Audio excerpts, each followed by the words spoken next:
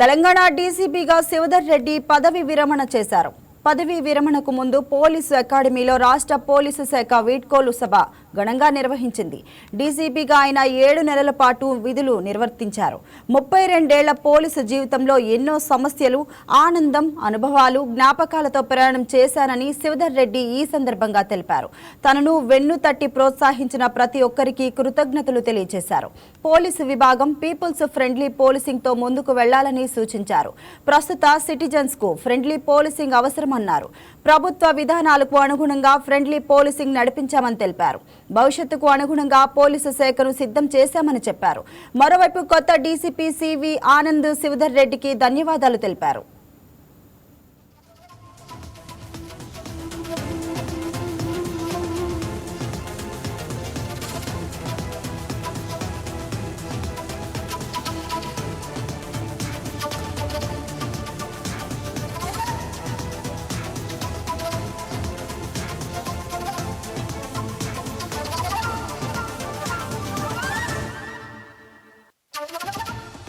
Breaking news చూస్తున్నాం. ఏపీలో 10వ తరగతి పరీక్ష ఫలితాలు విడుదలయ్యాయి. విద్యాశాఖ మంత్రి నారా లోకేష్ ఎక్స్ వేదికగా ఫలితాలు విడుదల చేశారు. విద్యార్థులు పబ్లిక్ పరీక్షలకు సంబంధించిన హాల్ టికెట్ నెంబర్తో ఏపీ ప్రభుత్వ వెబ్సైట్ ద్వారా ఫలితాలు తెలుసుకోవచ్చు. ఈ ఏడాది రాష్ట్ర వ్యాప్తంగా సుమారు 6.30 లక్షల మంది విద్యార్థులు పరీక్షలు రాశారు. మార్చి 16 నుంచి ఏప్రిల్ 1 వరకు 10 పరీక్షలు జరిగాయి. ఈ పరీక్షల ఫలితాల కోసం విద్యార్థులు, తల్లిదండ్రులు ఎంతో ఆసక్తిగా ఎదురుచూస్తున్నారు. ఫలితాలు విడుదలైన వెంటనే అధికారిక వెబ్సైట్లో హాల్ టికెట్ నెంబర్ ఎంటర్ చేసి రిజల్ట్స్ చెక్ చేసుకోవచ్చు.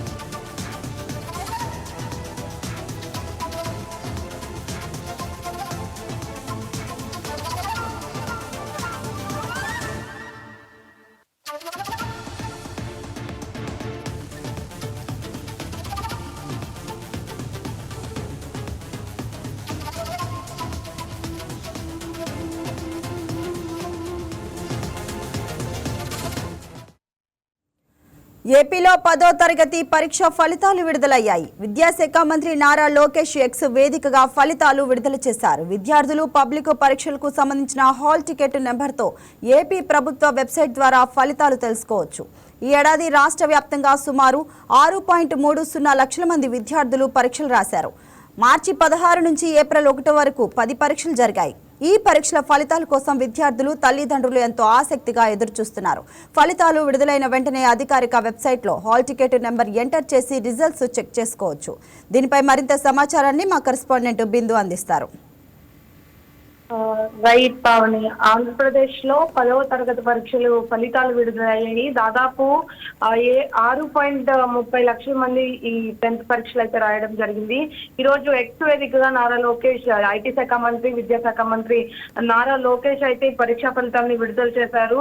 ఇప్పుడైతే 11 గంటలకి ఎలా అయితే విడుదల చేస్తామన్నారో కరెక్ట్ గా 11 o'clock అయితే పరీక్షా ఫలితాలు విడుదలయ్యాయి. పరీక్షా ఫలితాలు విడుదలైన వెంటనే కూడా అందరూ విద్యార్థులందరూ కూడా అంటే ఏదైతే వెబ్సైట్ ఇచ్చారో వెబ్సైట్ లో అయితే చూసుకునే విధంగా అయితే కల్పించారు. ఇంకా ఏపీలో చూసుకుంటే మొత్తం 6.30 లక్షల మంది అయితే ఈ పరీక్షా ఫలితాలు రాయంగా ఎంత మంది పాస్ అయ్యారన్న దానిపైన కూడా ఇప్పుడు రిజల్ట్స్ చెక్ చేసుకుంటున్నారు. ఇంకా ప్రభుత్వం ఒక వెబ్సైట్ కూడా ఇవ్వడం జరిగింది. ఆ వెబ్సైట్ లో అయితే చేసుకున్నారు. ఇంకా వాట్సాప్ నంబర్ ద్వారా కూడా ఫలితాలు పొందే అవకాశం ఉందని కూడా గవర్నమెంట్ వెల్లడించింది. మార్చి 16 నుంచి ఏప్రిల్ 1 వరకు అయితే ఈ పరీక్షలు జరిగాయి. ఈ పరీక్షలకు సంబంధించి ఇప్పుడు తుది దశకు అయితే చేరుకుందనే చెప్పొచ్చు. అట్టకెళ్ళకి రిజల్ట్ వచ్చేసింది. రిజల్ట్ వచ్చిన నేపథ్యంలో ఫలితాల్లో దాదాపు 82.25% ఉత్తీర్ణత ఉందని చెప్పుకోవచ్చు. ఎందుకంటే విద్యాశాఖ మంత్రిగా నారా లోకేష్ పదవి స్వీకారం తీసుకున్నప్పటి నుండి అంటే ఈ గవర్నమెంట్ ఫామ్ అయినప్పటి నుండి చూసుకుంటే విద్యాశాఖ మంత్రిగా తను చేసిన ప్రతి ఒక్క మంచి మేలు కూడా విద్యార్థులకు ఉపయోగపడిందని చెప్పుకోవచ్చు. ఇంత శాతం పర్సెంటేజ్ తో విద్యార్థులు పాస్ అవడం కూడా చాలా వరకు మంచిదని చెప్పుకోవచ్చు. ఇటు చూసుకుంటే మొన్న ఇంటర్ రిజల్ట్స్ కూడా చాలా ఉత్తీర్ణతతో అయితే విద్యార్థులు పాస్ అయ్యారు. ఇప్పుడు చూసుకుంటే 10వ తరగతి రిజల్ట్స్ కూడా అదే విధంగా ఉత్తీర్ణతతో పాస్ అయ్యారని చెప్పుకోవచ్చు. ఇదివరకైతే చాలా వరకు ఫెయిల్ స్టేటస్ కనిపించేది. ఇప్పుడు చూసుకుంటే సక్సెస్ వైపే ఆంధ్రప్రదేశ్ అడుగులు వేస్తుందని చెప్పుకోవచ్చు. చాలా వరకు 80% వరకు ఉత్తీర్ణత పొందిందని చెప్పుకోవచ్చు పావని. ఎస్, అంటే గత ఏడాదితో పోలిస్తే మరి ఈసారి ఫలితాల్లో ఏమైనా మార్పులు కనిపిస్తున్నాయా బిందు? రైట్ పావని, గత ఏడాదితో పోల్చుకుంటే ఈసారి దాదాపు అయితే ఎక్కువగానే ఉత్తీర్ణత విద్యార్థులు పొందారని చెప్పుకోవచ్చు. గత ఏడాది 50% చూసుకుంటే మనం 50% వచ్చిందని చెప్పుకోవచ్చు 10th రిజల్ట్స్. ఇప్పుడు చూసుకుంటే 82% పైన అయితే రిజల్ట్స్ ఉత్తీర్ణత దక్కిందని చెప్పుకోవచ్చు. అంటే 6 లక్షల మందికి పైగానే రాసిన విద్యార్థులకు సంబంధించి 80% ఉత్తీర్ణత రావడం అనేది ఖచ్చితంగా సక్సెస్ రేట్ అని చెప్పుకోవచ్చు. 10వ తరగతి అనేది ప్రతి ఒక్క విద్యార్థి లైఫ్ లో ఒక మైల్ స్టోన్ అని చెప్పుకోవచ్చు. అటువంటి మైల్ స్టోన్ ని దాటుకొని వారు ఇంకా ఎన్నో శిఖరాలను అధిరోహించాలంటే 10th అనేది చాలా వరకు కీలకమైన పాత్ర పోషిస్తుంటుంది.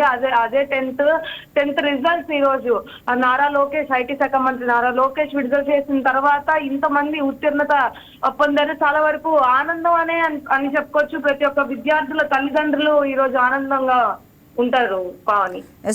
ప్రభుత్వ పాఠశాలలు అండ్ ప్రైవేటు పాఠశాలలు అట్లా అంటే డిఫరెన్స్ చూస్తే ఫలితాల తేడా ఎలా ఉంది బిందు? ఇంకా ప్రభుత్వ పాఠశాలలు ప్రైవేట్ పాఠశాలలు చూసుకుంటే ఈసారి చూసుకుంటే మనం పూర్తిగా ప్రభుత్వ పాఠశాలలు ధీటుగా ప్రైవేట్ పాఠశాలకు కూడా వచ్చినాయి అని చెప్పొచ్చు. ప్రభుత్వ పాఠశాలలో ప్రతి ఒక్క విద్యార్థులు కూడా ఏ విధంగా అయితే ప్రైవేట్ పాఠశాలలో అంటే ఎకనామిక్ క్లాసెస్ అనేది చూసుకోవచ్చు, మనం ఎక్స్ట్రా కరిక్యులర్ క్లాసెస్ అని చెప్పుకోవచ్చు. 10th అంటేనే నిరంతరం క్లాసెస్ జరుగుతూనే ఉంటాయి. ట్యూషన్స్ అని, మార్నింగ్ షిఫ్ట్స్ అని, అట్లాంటి షిఫ్ట్స్ కూడా ఈసారి ప్రభుత్వం 10వ తరగతి చదువుతున్న గవర్నమెంట్ స్కూల్స్ అంటే ప్రభుత్వ పాఠశాలలో చదువుతున్న 10వ తరగతి విద్యార్థులకు కూడా కల్పించడం జరిగింది. వారు కూడా ఇటువంటి క్లాసెస్ అన్ని అటెండ్ అయ్యి ఎక్కువగా ఉత్తీర్ణత సంపాదించారని చెప్పుకోవచ్చు పావని. ఎస్, అంటే అధికారిక వెబ్సైట్లో ఫలితాలు చెక్ చేసుకోవడంలో ఏమన్నా లోపాలు అంటే ఇబ్బందులు వస్తున్నాయా? లైక్ సర్వర్ సమస్యలు లేదా ఆలస్యాలు రావడం కానీ ఇలాంటివి ఏమైనా ఉన్నాయా? రైట్ పావని, అంటే అందరూ ఒక 10th రిజల్ట్స్ అనగా ఒక ఇంటర్ రిజల్ట్స్ అనగా అందరూ ఒకేసారి ఓపెన్ చేస్తూ ఉంటారు కాబట్టి లక్షలాది విద్యార్థులు ఒకేసారి ఓపెన్ చేస్తూ ఉంటారు కాబట్టి వెబ్సైట్ అనేది ఫ్లక్చువేట్ అవుతూ ఉంటుంది. అట్లాంటి సమయంలో ఈసారి ప్రధానంగా వాట్సాప్ గవర్నెన్స్ అనే దాని మీద కూడా దృష్టి పెట్టారు. వాట్సాప్ నెంబర్ అనేది ప్రత్యేకమైన వాట్సాప్ నెంబర్ ని ఇవ్వడం జరిగింది. అంటే వెబ్సైట్ లోకి వెళ్ళి చాలా మందికి ఆ పరీక్షలు ఎలాగా అంటే హాల్ టికెట్ నెంబర్ ఎంటర్ చేయడం ఇట్లాంటి పరీక్షలు చూసుకోలేని వారందరికీ కూడా ఈ వాట్సాప్ నెంబర్ సులభతరంగా ఉంటుందని చెప్పుకోవచ్చు. వాట్సాప్ అయితే ఈజీగా ఆ పరీక్షా ఫలితాలు ఇంకా ఈజీగా చూసుకునే సదుపాయాన్ని కూడా కనిపెట్టారు. ఎప్పుడైనా నెట్ ఫ్లక్చువేట్ అయ్యి ఈ వెబ్సైట్ లో చెక్ చేసుకోలేని పరిస్థితి ఉన్నప్పుడు ఖచ్చితంగా వాట్సాప్ లో చెక్ చేసుకునే సదుపాయాన్ని కూడా కల్పించారు బాగుంది. ఎస్, విద్యాశాఖ మంత్రి నారా లోకేష్ ఈ ఫలితాలపై ఏమన్నారు బిందు? హలో ఎస్ బిందు, విద్యాశాఖ మంత్రి నారా లోకేష్ ఈ ఫలితాలపై ఏమన్నారు? ఆయన ఏం మాట్లాడారు? ఇంకా విద్యాశాఖ మంత్రి ఈ ఫలితాలకు సంబంధించి 80% ఉత్తీర్ణత కలిగింది కాబట్టి రానున్న రోజుల్లో ఫ్యూచర్ లో కూడా మంచి ఉత్తీర్ణత కలిగిద్దని కూడా చెప్పడం జరిగింది. ముఖ్యంగా ఇప్పుడు 10వ తరగతి చూసుకున్నా, మొన్న 10th రిజల్ట్స్ చూసుకున్నా ఇదే విధంగా మంచి ఫలితాలు పొందారు. ఇంకా రానున్న రోజుల్లో అమరావతి ఎలాగో రాజధాని అయింది కాబట్టి ఇప్పుడున్న విద్యార్థులందరూ కూడా సక్సెస్ బాట పడుతున్నారని చెప్పుకోవచ్చు. ప్రతి ఒక్కరికి ఇంటింటికి ప్రతి జాబ్ గ్యారంటీ అని ఏదైతే సీఎం నారా చంద్రబాబు నాయుడు చెప్పారో ఆ కళ ఖచ్చితంగా సాకారం అనేదని చూసుకోవచ్చు పావని. ఎస్, అంటే రీవాల్యూషన్ కి అప్లై చేసే విధానం కానీ అండ్ సప్లిమెంటరీ పరీక్షల గురించి కానీ వీటి గురించి ఏమైనా అప్డేట్స్ ఇచ్చారా? రైట్ పావని, ఇంకా సప్లిమెంటరీ పరీక్షల తేదీ టైం టేబుల్ కూడా విడుదల చేయనున్నారు. ఎప్పుడైతే 10th రిజల్ట్స్ వచ్చినాయో పరీక్షల తేదీ టైం టేబుల్ కూడా విడుదల చేయనున్నారు. ఎవరైతే అంటే 80% ఉత్తీర్ణత ఉన్న తర్వాత దీనికి సంబంధించి కూడా కొంచెం 80% తర్వాత ఎవరైతే కొంచెం ఫెయిల్ అయిన వాళ్ళు ఎవరు ఉన్నారో వాళ్ళందరికీ కూడా సప్లిమెంటరీ సదుపాయాన్ని టైం టేబుల్ కూడా రానున్న రోజుల్లోనే విడుదల చేయనున్నారు. ఎస్, అంటే ప్రభుత్వ విద్యా రంగంలో మరి ఇంకెలాంటి మార్పులు తీసుకురావాలని చెప్పి స్టూడెంట్స్ కానీ పేరెంట్స్ కానీ కోరుకుంటున్నారు? ఇప్పటికే ప్రభుత్వ రంగం చూసుకుంటే ఆంధ్రప్రదేశ్ ప్రభుత్వ రంగం ఇప్పటికే చూసుకుంటే చాలా వరకు మార్పులు చెందాయనే చెప్పుకోవచ్చు. గతంతో పోల్చుకుంటే ఇప్పుడు ప్రతి ఒక్క విద్యార్థి కూడా చదువుకి సంబంధించి స్కాలర్షిప్స్ అనే కానీ ఇటు పథకాల వైపే కానీ వారికి టైంకి పడడంతో కూడా ఇట్లాంటి విద్యార్థులు ఉత్తీర్ణ సాధించి మంచి రిజల్ట్ అయితే ఆంధ్రప్రదేశ్ కి తీసుకొస్తున్నారు. ఇంకా జిల్లాల వారీగా చూసుకుంటే ప్రతి ఒక్క జిల్లా కూడా పోటీ పడుతుంది. ఎవరు ముందంజలో ఉంటున్నాము, అంటే ఎడ్యుకేషన్ రేట్ ఎవరిది ఎక్కువ ఉంది, ఎవరిది ఎక్కువ లేదు అన్న దాని మీద కూడా కలెక్టర్లు కానీ వివిధ జిల్లా శాఖ అధికారులు కానీ పోటీ పడుతూ ఉన్నారు. మా జిల్లా ఎక్కువ అంటే ఒక కాంపిటేటివ్ స్పిరిట్ అనేది డెవలప్ అయిందని చెప్పుకోవచ్చు. ఇలా ఆంధ్రప్రదేశ్ వ్యాప్తంగా కూడా ఇదే విధంగా ఉందని కూడా చెప్పుకోవచ్చు. పవన్, ఎస్, అంటే ఏ జిల్లాలో టాప్ లో నిలిచిందని చెప్తున్నారు బిందు? తెలంగాణ డీసీపీగా శివధర్ రెడ్డి పదవీ విరమణ చేశారు. పదవీ విరమణకు ముందు పోలీసు అకాడమీలో రాష్ట్ర పోలీస్ శాఖ వీడ్కోలు సభ ఘనంగా నిర్వహించింది. డీసీపీగా ఆయన 7 నెలల పాటు విధులు నిర్వర్తించారు. 32 ఏళ్ల పోలీసు జీవితంలో ఎన్నో సమస్యలు, ఆనందం, అనుభవాలు, జ్ఞాపకాలతో ప్రయాణం చేశానని శివధర్ రెడ్డి ఈ సందర్భంగా తెలిపారు. తనను వెన్ను పట్టి ప్రోత్సహించి ప్రతి ఒక్కరికి కృతజ్ఞతలు తెలియజేశారు. పోలీసు విభాగం పీపుల్స్ ఫ్రెండ్లీ పోలీసింగ్తో ముందుకు వెళ్లాలని సూచించారు. ప్రస్తుత సిటిజన్స్ కు ఫ్రెండ్లీ పోలీసింగ్ అవసరమన్నారు. ప్రభుత్వ విధానాలకు అనుగుణంగా ఫ్రెండ్లీ పోలీసింగ్ నడిపించామని తెలిపారు. భవిష్యత్తుకు అనుగుణంగా పోలీసు శాఖను సిద్ధం చేశామని చెప్పారు. మరోవైపు కొత్త డీసీపీ సివి ఆనంద్ శివధర్ రెడ్డికి ధన్యవాదాలు తెలిపారు. To Government Home Department and DGP designate Sri CV Anand Garu, my batchmate and director Raja Bahadur Venkat Ramareddy, Telangana State Police Academy, Srimati Abhilasha Vishtu Garu, ikkudunnaటువంటి senior colleagues and junior colleagues and all the ఇక్కడ వచ్చినటువంటి అందరూ అతిథులకు పరేడ్లో భాగస్వాములైనటువంటి అందరికీ కూడా నమస్కారం. Good morning. I heartily congratulate Amaran Bhatt, the parade commander, for a very impressive show and also his men on parade and women on parade. Thank you very much for a grand farewell parade. I thank DG Law and Order Mahesh Bhagwat and Director TGPA for this. Last 32 ఏళ్ల పైన ఉన్నటువంటి and 30 years of active police లైఫ్లో ఎన్నో అనుభవాలు, ఎన్నో జ్ఞాపకాలు, ఎన్నో తీపి గుర్తులు, ఎన్నో ట్రబుల్స్, ట్రావెల్స్ అండ్ ట్రిబులేషన్స్ అన్నిట్లో కూడా నాతో ముందుండి వెనుకుండి పక్క నుండి నడిపించినటువంటి వెన్ను తట్టిన వాళ్లకు, దారి చూపిన వాళ్లకు, సీనియర్స్కు అందరికీ కూడా నా యొక్క ధన్యవాదాలు. వారి చూపినటువంటి గొప్ప పథంలోనే నడిపిస్తుందని చెప్పి అధికారులు నడిపిస్తున్నారని చెప్పి అనుకుంటున్నాను. ఇంతకుముందే ఉన్న పరిస్థితులు 90s 70s ఎట్లా ఉండే, 90sలో ఎట్లా ఉండే, ఇప్పుడు ఎట్లా మారిపోయినాయి. ఆ రోజులకి ఈ రోజులకి పోలీసింగ్లో ఎంత తేడా వచ్చింది. ఒక రకంగా చెప్పాలంటే దానికి ఒక ప్రత్యక్ష సాక్షులమే కాకుండా దాంట్లో ఆ మార్పుల్లో భాగస్వాములు అయిన వాళ్ళు మేము. ఆ మార్పులను ముందుకు తీసుకొని యంగ్స్టర్స్ చాలామంది ఉన్నారు. ఆ మార్పులను గమనంలోకి తీసుకొని కొత్త ఐడియాస్తోని, కొత్త ఇన్నోవేషన్స్తోని పీపుల్ సెంట్రిక్ పోలీసింగ్ చేయాలని చెప్పి నేను వారికి సూచిస్తున్నాను. అందరికీ నమస్కారం. ఈనాటి వీడ్కోల్ పరేడ్కి ముఖ్య అతిథిగా హాజరైన శివధర్ రెడ్డి గారికి, డైరెక్టర్ తెలంగాణ అకాడమీ అభిలాష బిస్ట్ గారికి, పరేడ్కి హాజరైన సీనియర్ ఆఫీసర్స్, తెలంగాణ కాడర్ చెందిన ఆఫీసర్స్, అకాడమీ చెందిన సిబ్బంది, మీడియా మిత్రులకు అందరికీ హృదయపూర్వక నమస్కారం తెలియజేస్తున్నాను. ముందుగా ఒక బ్రహ్మాండమైన పరేడ్ ప్రదర్శించడానికి మీ అందరికీ, పరేడ్లో పాల్గొన్న ప్రతి ఒక్కరికి నా శుభాకాంక్షలు తెలియజేస్తున్నాను. మనన్ భట్ పరేడ్ కమాండర్ కూడా నా వ్యక్తిగత శుభాకాంక్షలు తెలియజేస్తున్నాను. పదవి విరమణ చేస్తున్న శివధర్ రెడ్డి గారికి నా పూర్తి స్థాయి అభినందన తెలియజేస్తున్నాను. 32 సంవత్సరాల పాటు వారి అమూల్యమైన సేవల్ని ఈ రాష్ట్ర ప్రజల కోసం, ముందు కంబైన్డ్ స్టేట్గా ఉన్న సమయంలో ఏపీ రాష్ట్రానికి, 2014 సంవత్సరం తర్వాత తెలంగాణ రాష్ట్ర ప్రజల కోసం వారు చాలా కృషి చేసి ఎన్నో కీలకమైన సేవలు అందించారు. నేను కూడా వ్యక్తిగతంగా వారిని చూశాను. వారు సర్వీస్లో చేరినప్పుడు రాష్ట్రంలో ఉన్న పరిస్థితులు మీ అందరికీ, ఎవరైతే సీనియర్స్ ఉన్నారో వారందరికీ దాని గురించి పూర్తి స్థాయిలో అవగాహన ఉండొచ్చని నేను భావిస్తున్నాను. అప్పుడు నక్సలైట్ల సమస్యతో ప్రత్యేకంగా పోలీస్ డిపార్ట్మెంట్ చాలా సతమత అయ్యే పరిస్థితి ఉండేది. ప్రతిరోజు ఏదో సంఘటన, బ్లాస్ట్లు, ల్యాండ్ మైన్ బ్లాస్ట్లు, క్లే మైన్ బ్లాస్ట్లు ఇటువంటి పరిస్థితి నెలకొని ఉండేది. ఇంటి నుండి బయలుదేరితే మళ్ళీ వస్తామా లేదా అనే ఒక ఆలోచనతో బయటికి వెళ్ళేవాళ్ళం. అటువంటి పరిస్థితుల్లో చాలామంది ఆఫీసర్స్ వారి ప్రాణాలని తెగించి కుటుంబ సభ్యులను కూడా పట్టించుకోకుండా కృషి చేసిన సందర్భాలు మనం చూసాం.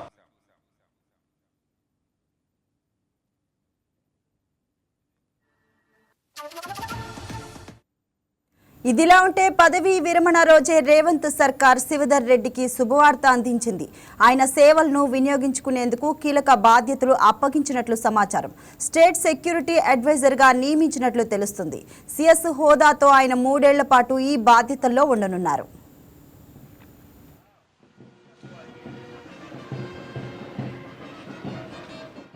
తిరుమల శ్రీ వెంకటేశ్వర స్వామి వారిని పలువురు ప్రముఖులు వేరువేరు సమయాల్లో దర్శించుకున్నారు.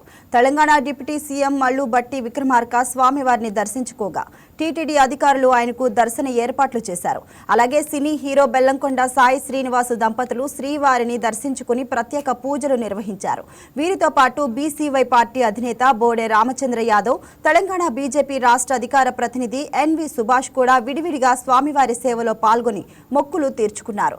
దర్శనం అనంతరం ఆలయ వెలుపల వీరికి వేద పండితులు ఆశీర్వచనం అందించగా అధికారులు తీర్థ ప్రసాదాలు అందజేశారు.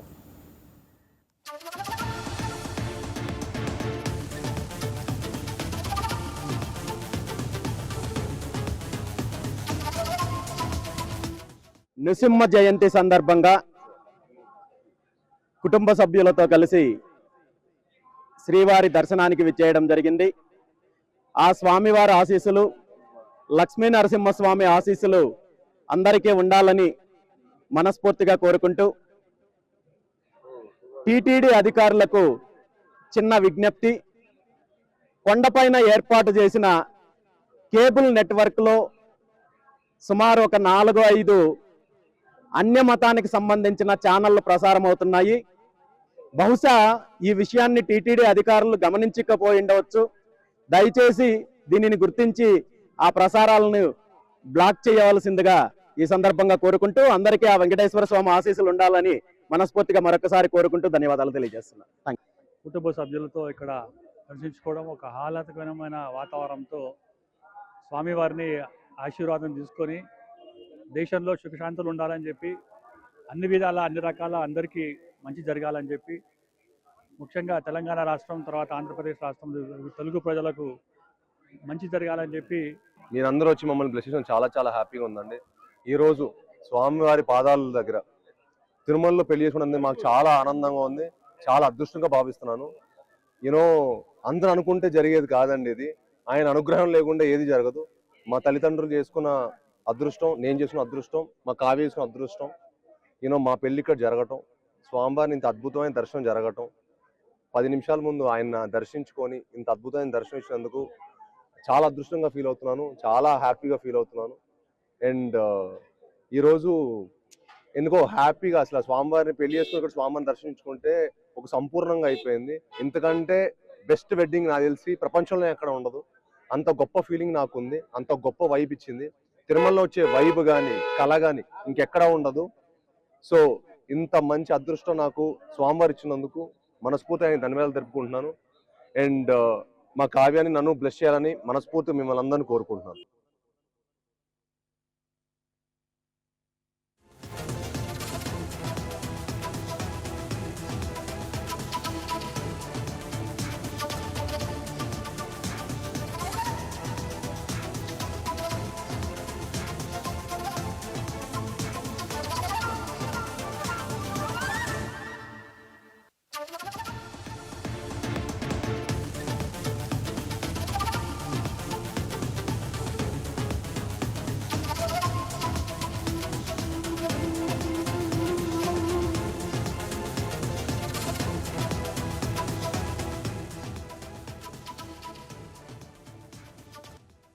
బ్రేకింగ్ న్యూస్ చూస్తున్నాం. ఉద్యోగ మౌలిక వసతులు, వ్యవసాయం, పట్టణ అభివృద్ధి, పెట్టుబడులు వంటి అంశాలపై కీలక నిర్ణయాలు తీసుకునేందుకు ముఖ్యమంత్రి చంద్రబాబు అధ్యక్షతన కేబినెట్ భేటీ అయింది.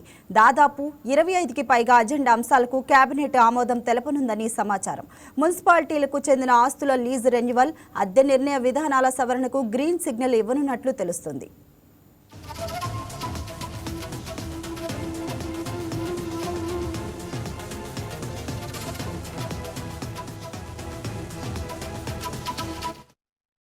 రాష్ట్రంలోని అన్ని పట్టణ స్థానిక సంస్థల్లో మ్యూటేషన్ ఛార్జీలను ఒకే విధంగా అమలు చేసే చట్ట సవరణ ప్రతిపాదనలకు ఆమోదం తెలపనున్నారు.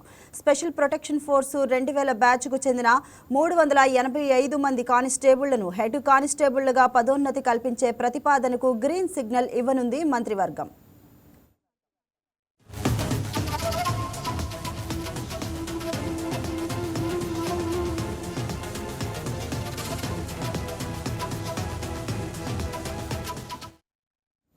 హైకోర్టు, జిల్లా కోర్టు న్యాయస్థానాల్లో chief court manager, senior court మేనేజర్లు, కోర్టు మేనేజర్లతో కలిపి 21 కొత్త పోస్టుల సృష్టికి అంగీకారం తెలపనున్నారు. ఢిల్లీలోని ఏపీ భవన్లో అడ్వకేట్ ఆన్ రికార్డు కార్యాలయంలో ఆఫీసు మేనేజర్ పోస్టును సెక్షన్ ఆఫీసర్గా అప్గ్రేడ్ చేసే ప్రతిపాదనకు ఆమోద ముద్ర వేయనున్నారు.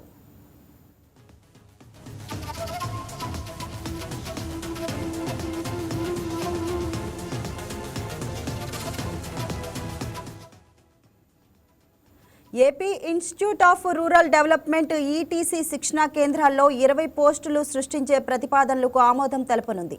అదనంగా మరో 9 ఆఫీసు సబార్డినేట్ పోస్టులను అవుట్సోర్సింగ్ ద్వారా భర్తీ చేసే ప్రతిపాదనకు అంగీకారం తెలపనున్నట్లు తెలుస్తోంది.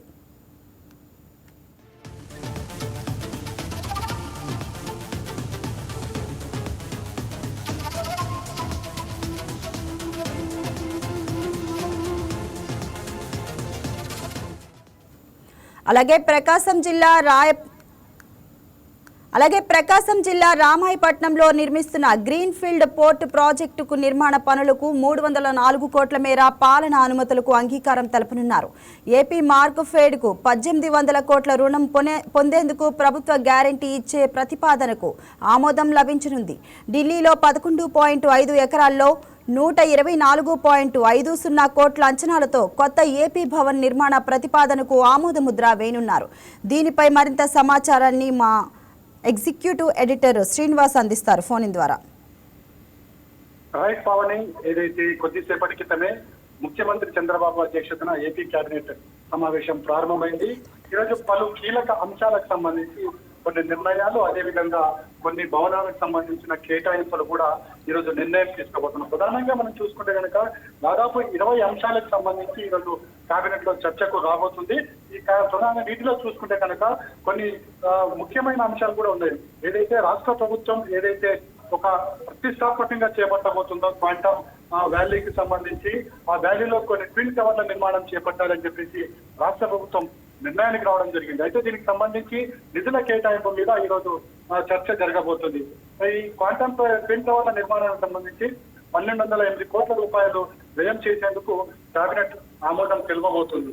ఎందుకంటే ఈ ట్విన్ టవర్స్ అనేది విషయంలో మాత్రం ప్రభుత్వం చాలా ప్రతిష్టాత్మకంగా తీసుకుంది. ఎందుకంటే ప్రపంచంలోనే అమరావతిని ఒక దిక్సూచిగా, ఒక ప్రపంచ స్థాయి నగరంగా తీర్చిదిద్దే క్రమంలో ఈ టవర్ల నిర్మాణం చేపట్టాలని చెప్పేసి ప్రభుత్వం భావిస్తుంది. అందుకోసమే ఈ ట్విన్ టవర్స్ నిర్మాణం కోసం 1208 కోట్ల రూపాయలు వ్యయం చేయాలని చెప్పేసి ప్రభుత్వం భావిస్తుంది. ఆ దిశగా కూడా కేటాయింపులు చేయాలని చెప్పేసి కేబినెట్ లో ఒక నిర్ణయం తీసుకోబోతున్నారు. అదేవిధంగా మరికొన్ని నిర్ణయాలు కూడా ప్రధానంగా చూసుకుంటే కనుక నిర్మాణానికి సంబంధించిన కొన్ని నిర్ణయాలు కావచ్చు, మనకి జిఎల్ఈ కావచ్చు, హెచ్ఓడిస్ టవర్ల నిర్మాణం కావచ్చు, అదేవిధంగా ఫసాడ్, గ్లేజింగ్, క్లాడింగ్ పనులకు సంబంధించి కావచ్చు, వీటి మీద కూడా త్వరితగతిన పనులు చేపట్టాలి అని చెప్పేసి కూడా ప్రభుత్వం భావిస్తుంది. ఎందుకంటే మళ్ళీ వచ్చే ఎన్నికల నాటికి, అంటే ఎన్నికలు వచ్చే సమయానికి పూర్తి స్థాయిలో అమరావతి నగరాన్ని పూర్తి నిర్మాణం సాధించాలి, 90-95% పనులు పూర్తి చేయాలన్న ఒక లక్ష్యంతోనే ఈ నిర్ణయాలన్నీ కూడా తీసుకోవడం జరుగుతుంది.